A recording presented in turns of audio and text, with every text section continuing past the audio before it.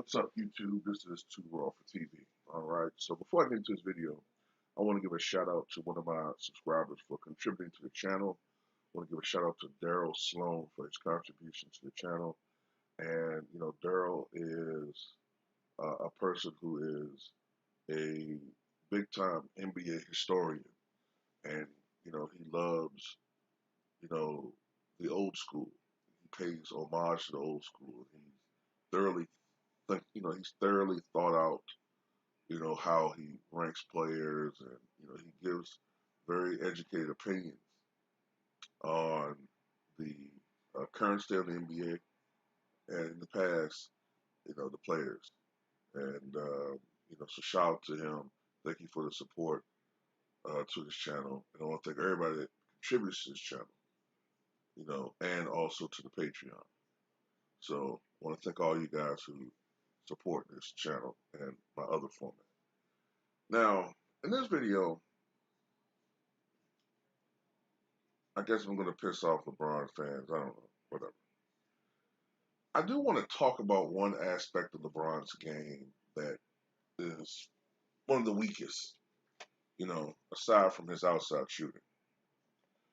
And that is the fact that he is not a particularly gifted rebounder.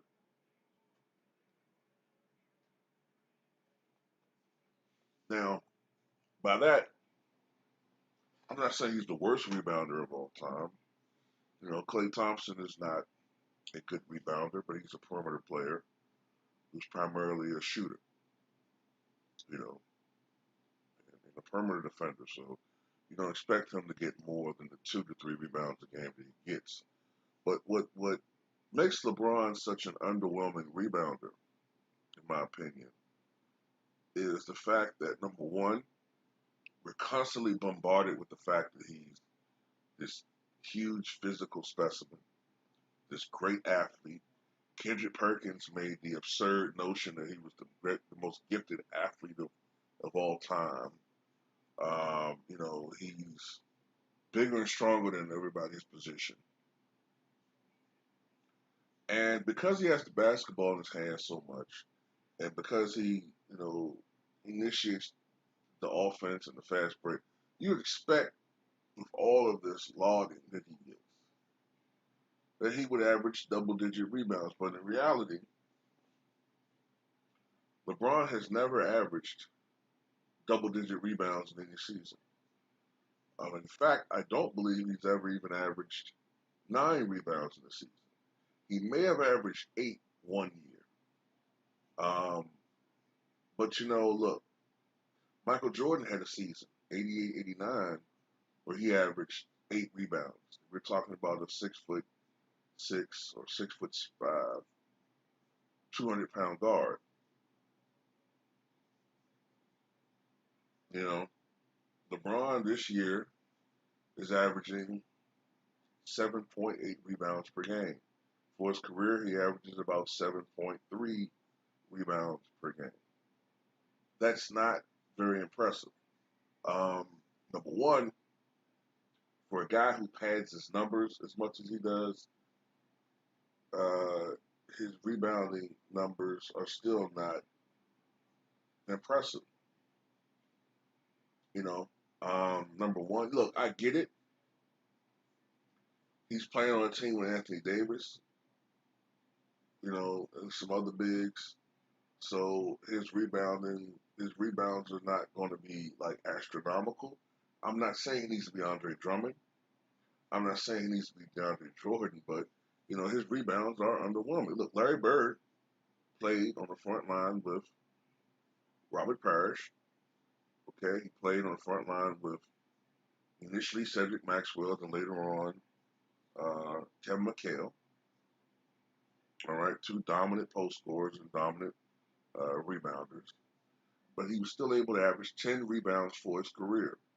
And earlier in his career, Bird had seasons averaging 11, going on 12 rebounds a game.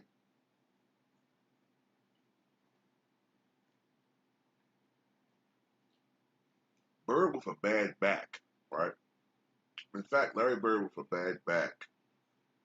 I mean, bad. I mean, he had to have his spine manipulated by, I believe, what do you call it, a chiropractor. He had to have his spine manually manipulated by a chiropractor for every game he played in the last couple of years, just so his spine would be stable enough for a limited period of time to play basketball. And in this dreadful condition, terrible feet, bad back, where one terrible blow to Bird's back could cause him to be possibly paralyzed. He was still a better rebounder than LeBron, still averaging 8.5, to 9.5 rebounds then. And LeBron is not only is a terrible rebounder, he's a horrid offensive rebounder. And what this indicates is, number one, this sorry statistic is indicative of the fact that LeBron often doesn't play defense and he waits to get the defensive board to pad his rebounding numbers and to initiate the offense, Lakers, Cavaliers, whatever. That's what he does. He's not a banger. He's not an imposing physical specimen. Guys who were imposing physical specimens in their day, no matter what position, were often tremendous rebounders. Uh, I'm not even going center position. I'm going small forward position.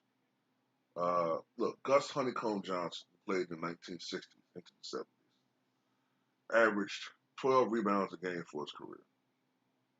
And he was a tremendous offensive rebounder. Some people compare his game. He was sort of a combination of Charles Barkley and Scottie Pippen. But Gus Honeycomb, his best years, he averaged like 18 points, 19 points, 13 rebounds. He was an awesome physical specimen, 6'6", 235 pounds back in the 1960s.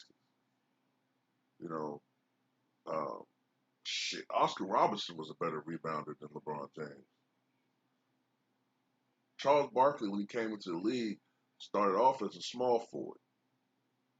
And of course, we know Charles Barkley was an awesome physical specimen in his heyday, 6'6". When he got in shape, 250 some pounds, primarily played the power forward position, but he did initially early in his career play the small forward position.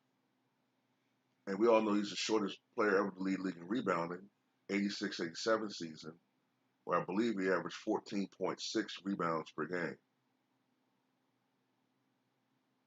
So the reason why I'm making this video is because we hear so much about how great and dominant LeBron is, but what this stat indicates is that he doesn't play dominantly, really. What this shows is that LeBron is often a perimeter-orientated guy, all right? He stays on the perimeter a lot. But when there's a mismatch, oftentimes he will drive to the basket and score when there's no defensive resistance there. Because normally he will make a shot in the paint. You know, either he's going to make the layup or he's going to get fouled, or the occasional dunk. But that's pretty much one of the things I've noticed about LeBron James. He's not a really good rebounder. Scottie Pippen, look, he's never even had a season averaging 2 offensive rebounds a game. Never. That's terrible. Scottie Pippen had a few seasons averaging 2 offensive rebounds per game. Clyde Drexler was the greatest offensive rebounding shooting guard in history. He had quite a few seasons averaging that. Matter of fact, I think he had some seasons averaging 3+ offensive rebounds per game. Michael Jordan, who was a very good rebounding guard, had 2 seasons averaging at least 2 offensive rebounds per game. LeBron's never had a season, I think, averaging more than 1.6 offensive rebounds per game. In fact, LeBron's had 2 seasons where he averaged less than one offensive rebound per game. He is not this physical banger that people, uh, or this physical specimen that people make him out to be. He kind of, you know, honestly, for a guy as big as strong as LeBron is, he kind of plays soft. He doesn't put in the. Look, I don't want to say that. I can't say he doesn't put in work. He puts in tremendous work. But on the court, LeBron doesn't. In some aspects of the game, he doesn't give his all. Rebounding is not an activity that often gets the credit it deserves. And look, everybody's lauding the fact that LeBron is leading the league in assists. Nobody really cares about rebounding since Dennis Rodman. Nobody cares that Andre Drummond has been leading the league in rebounding. Nobody really cared when DeAndre Jordan was leading the league in rebounding. Nobody cared when Dwight Howard was leading the league in rebounding. Nobody really cared when Kevin Garnett was leading the league in rebounding. You know what I'm saying? It's like something that's no longer really looked upon as a skill anymore. But scoring, playmaking, aka assists, people care about that. But things that are defensive stats or considered defensive stats, rebounding, blocks, steals, he knows the media doesn't care about that shit anymore. And so nobody wants to put in that dirty work. That's why nobody appreciates players like Rudy Gobert. Nobody really appreciates old school guys like the Mountain Man, Mark Eaton, you know, pound for pound, one of the top, on a per game basis, he's number one all time. But you got to put an asterisk by that because they didn't follow, the careers of uh, guys like Bill Russell and Nate Thurman for most of his career. They only started following Kareem's blocks until I think his fifth season. So, but yeah, anyway, the point is, in my opinion, LeBron's an atrocious rebounder. That's just one aspect of his game that I wanted to attack. All right. We already know he's an inconsistent outside shooter, which is why, he has to always have shooters around him to compensate for his lack of outside shooting. Um, you know, in fact, when you think about it, right? When you think about the fact that almost 2/3 of his points come inside the paint, whether offensive field goals or free throws, right? When you think about that, nearly 2/3 of his career points, of those 34,000 points that he scored, have come from inside the paint or the free throw line. But yet he's shooting just barely 50%. That's not really that impressive. Contrast that with a guy like Kobe, who got a majority of his points. He got a lot of his points from the free throw line. But outside of that, most of his points came from mid range or outside. And he shot 45%. That's not really that bad when you look at shot selection. You know, um, so at the end of the day, you know,